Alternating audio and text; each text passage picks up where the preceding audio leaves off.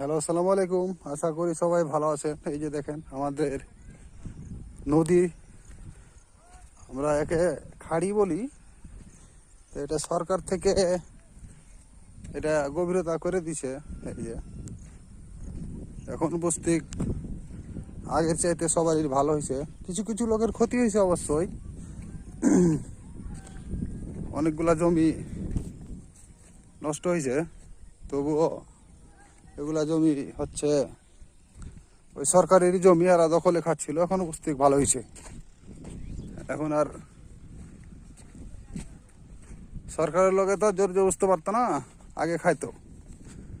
Hi guys, দেখেন কি সুন্দর। এই বাবু, কি করো তুমি?